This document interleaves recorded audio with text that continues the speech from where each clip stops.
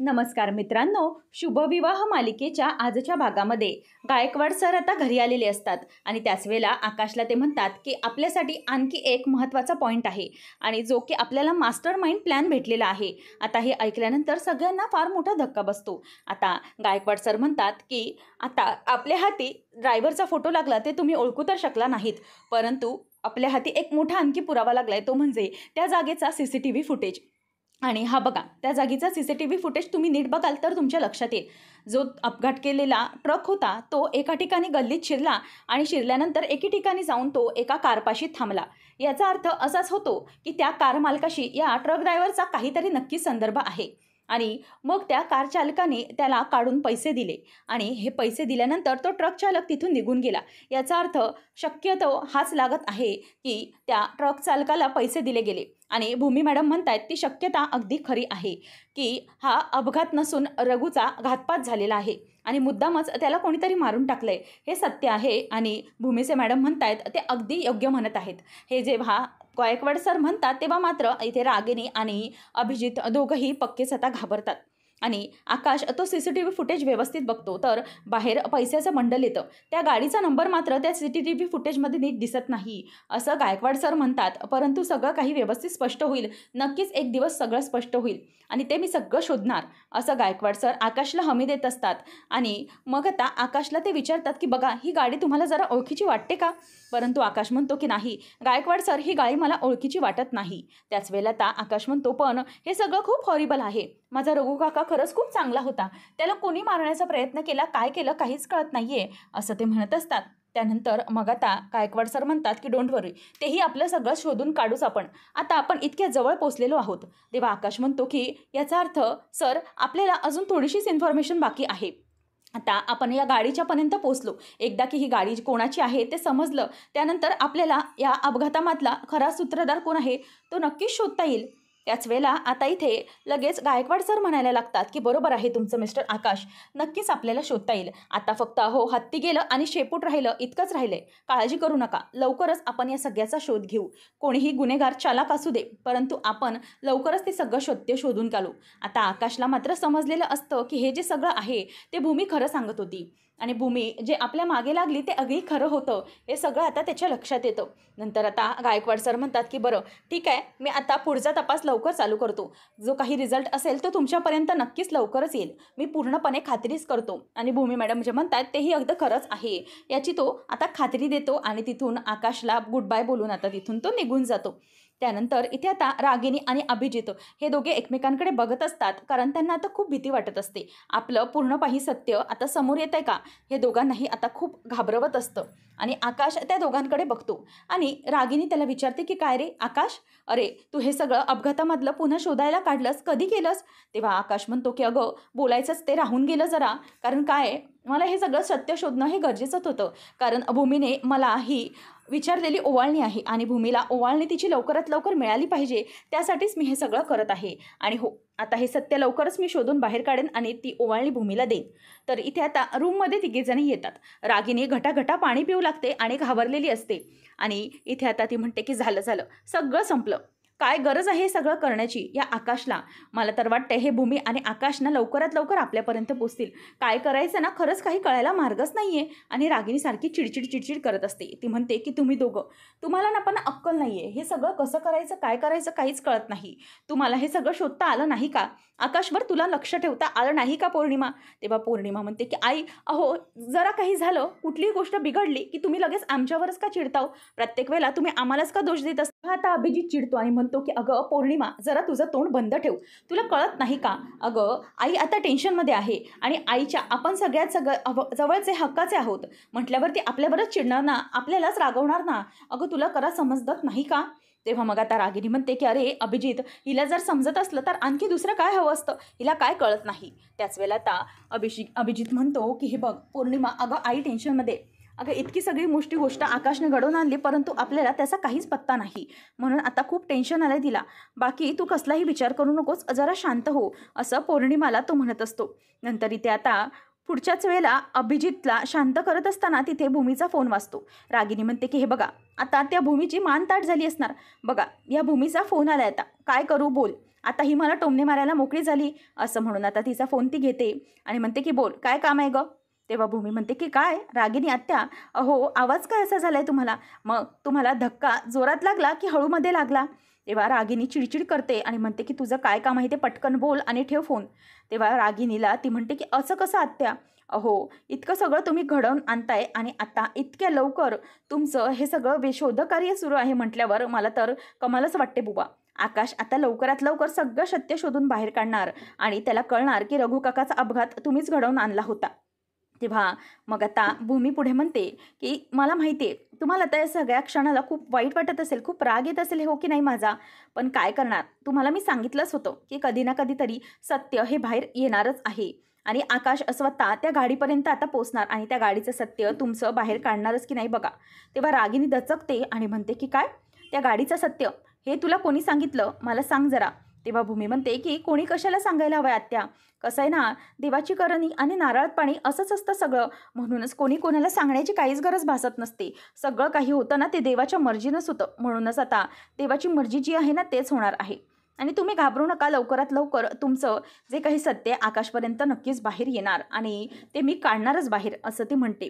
तेवढ्यातच Gaikwad sir भूमीकडे देखील आलेले असतात. भूमी त्यांना प्लीज बसा असं म्हणते. तेव्हा ते बसतात आणि नंतर भूमी त्यांना म्हणते की सर आता मी ऐकलंय की तुम्ही त्या गाडीपर्यंत पोचलेलाच आहात, मग नक्की पुढे आपण कसं करायचं आहे. तेव्हा ते म्हणतात की हे बघा भूमी मॅडम, नक्कीच आपण या सगळ्याच्या सत्याच्या मुळाशी जाऊच आणि आकाशला ते सत्य दाखवूच. तेव्हा भूमी म्हणते की तसं नाही गायकवाड सर, काय ना काही झालं तरीही आपण या सगळ्या सत्याचा पाठपुरावा केला पाहिजे, काही झालं तरीही आता हे लवकर सत्य येईल ना समोर.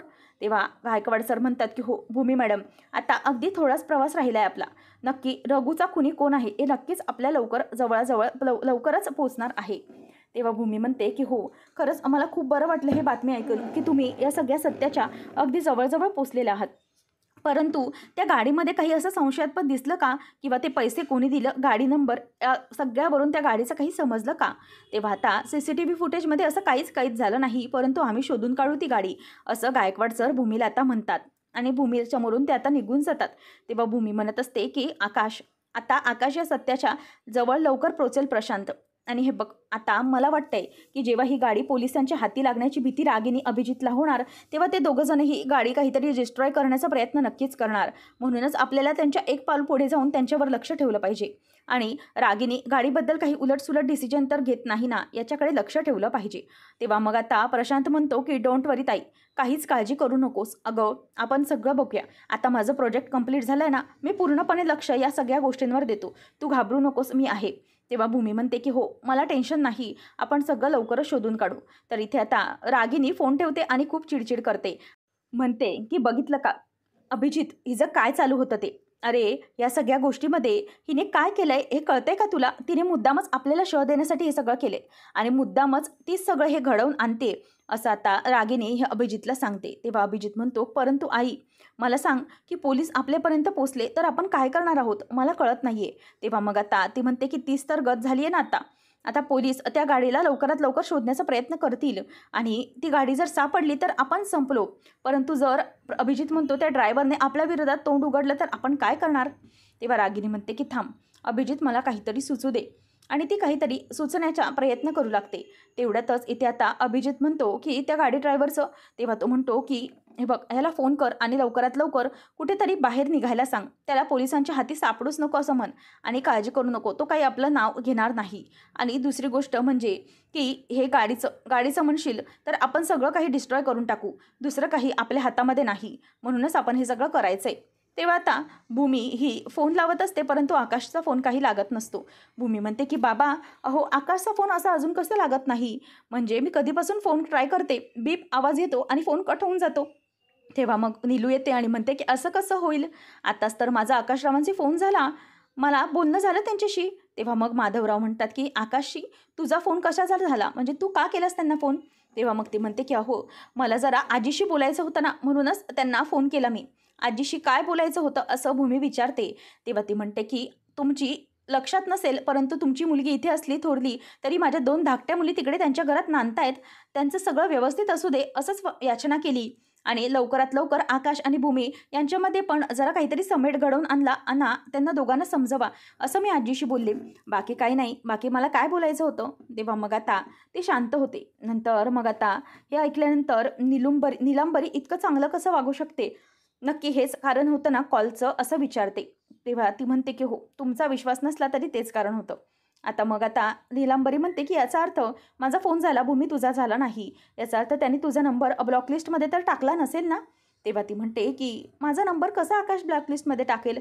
तेव्हा मग आता माधवराव म्हणतात की शक्यता आहे भूमी, कारण जे काही काल घडलंय त्यावरून त्या बाईने आकाशरावांना तुझ्या विरोधात भडकवलं असणार आणि नक्कीच काहीतरी केलं असणार. म्हणूनच मी म्हणतोय की बहुतेक हे सगळं त्याने मुद्दाम घडवून आणलं असेल. तर इथे हे सगळं पाहून नीलूला खूप काळजी वाटत असते. नीलूला मात्र खूपच आनंद होतो.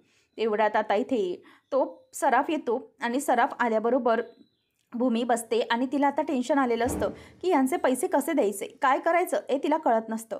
त्याच वेळेला आता माधवराव म्हणतात की हे बघा सराफ साहेब, तुमचे पैसे. तेव्हा मग जिग्नेशभाई म्हणतो की मॅडम काळजी करू नका, पैसे तयार आहेत का. तेव्हा ती म्हणते की हो हो आहेत पैसे, आणते मी.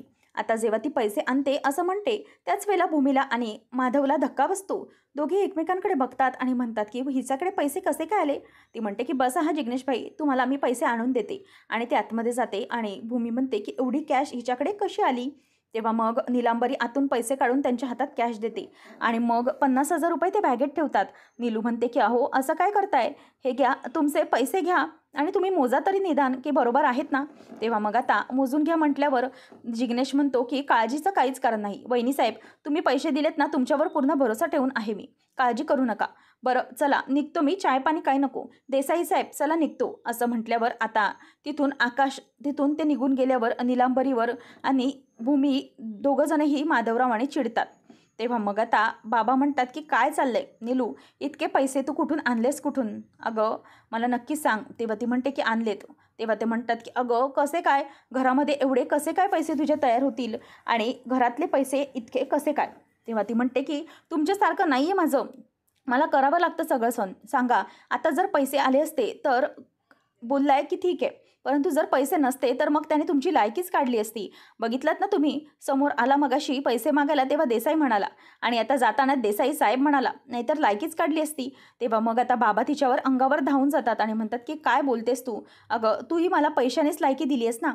तेव्हा मग आता भूमी म्हणते की अगं आई बस कर ना, हे सगळं सांगून टाक ना की तुला कुठून पैसे मिळालेत, कशाला उगीचच विषय वाढवतेस तू आणि बाबांना टेन्शन देते. उगीचच घरामध्ये ताणतणाव नको आहेत. प्लीज मला सांगा की काय झाले नेमकं, आणि आई तुला हे पैसे कोणी दिले ते मला जरा सांग. तेव्हा मग आता ती म्हणते की आकाशरावांनी दिलेले आहेत मला पैसे. तेव्हा भूमीला धक्का बसतो. तेव्हा ती म्हणते की आकाश त्याने पैसे. तेव्हा माधवराव म्हणतात की मला माहिती आहे की या बाईनेच त्यांच्याकडे पैसे मागितले असणार. नीलू म्हणते की मला वाटलंच होतं की तुम्ही मला नेहमी असं बोलणार, परंतु मी हे काही पैसे त्यांना मागितले वगैरे नव्हते.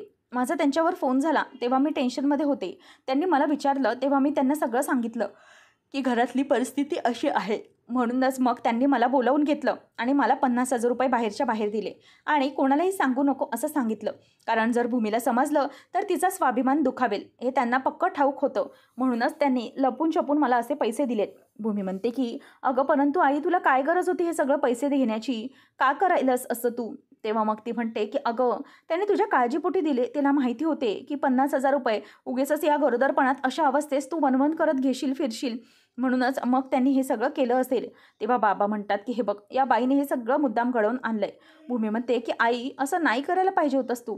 ती अगोदर तर माधवरावांना शांत करते आणि गप्प बसायला सांगते. आणि भूमी म्हणते की आई तुला कळत नाहीये, आकाशचं काही नाहीये, परंतु ती बाई मला पुन्हा लाचार म्हणेल आणि म्हणूनच मला पैसे वगैरे काही नको आहे. तर इथे रागिनी विचार करत असते की आता पुढे काय करायचंय, ही गाडी वगैरे कशी डिस्ट्रॉय करायची. आणि त्यानंतर मग आता पौर्णिमा ही मोबाईल बघत असते आणि म्हणते की आईचा मेसेज आला आहे की आकाशचा फोन लागत नाही, म्हणून भूमी चिडली आणि तिला समजलं की आकाशने पैसे दिलेत आणि ती आता भूमीवर रागवली. मग आता भूमी आकाशवर रागवली. रागिनी म्हणायला लागते की झालं, आपल्याला हवंय ना तसंच घडलं, अगदी मनापासून घडलं.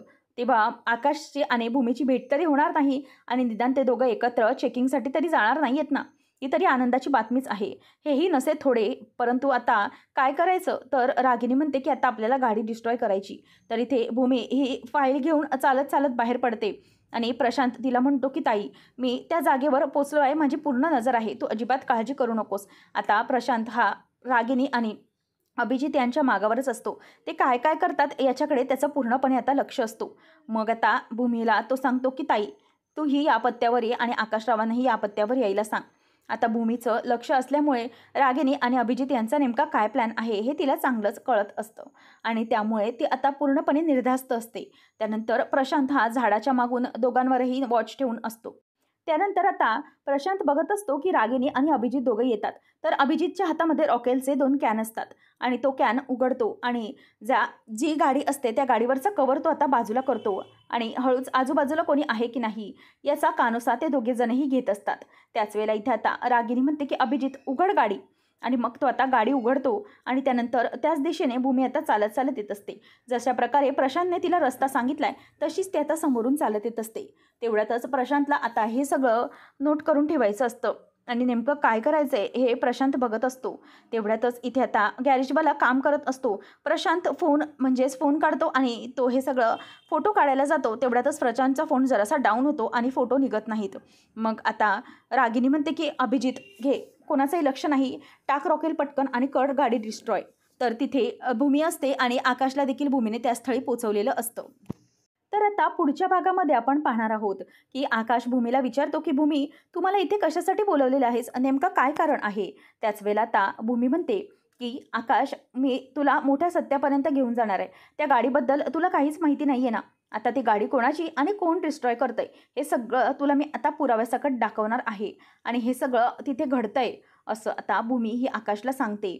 आणि ते आकाशला पाहून खूपच धक्का बसतो की भूमीला या सगळ्या गाडीबद्दल कसं माहिती आहे आणि ही गाडी डिस्ट्रॉय केली जाणार आहे हे देखील भूमीला कसं कळलं याचा आकाशला फार मोठा धक्का बसतो. आणि रघु काकापर्यंत दोघेही अगदी फार जवळ पोचलेले असतात. नंतर आकाश आणि भूमी दोघंही चालत येत असतात. रागिनी आणि अभिजित दोघंजणही ती गाडी पेटवण्याचा प्रयत्न करत असतात. आता इथे जेव्हा ते दोघंही गाडी पेटवून देणार तेव्हा आकाश आणि भूमी दोघेजणही बघतात. आता इथे आकाश आणि भूमीचं समोर हे रागिनीचं सत्य आल्यावर आकाश हा भूमीच्या सांगण्यावरून रागिनीच्या खऱ्या चेहऱ्यापर्यंत पोचून कशाप्रकारे त्यांचा आता सगळा प्लॅन फ्लॉप होऊन नक्की रघु काकाचा हा जो खुनी आहे तो रागिनी आणि अभिजित आहे हे आकाश समोर आल्यानंतर पुढे सगळं काय घडणार हे पाहणं रंजक ठरणार आहे. अशाच अपडेट्ससाठी आताच आपल्या चॅनलला सबस्क्राईब नक्की करा.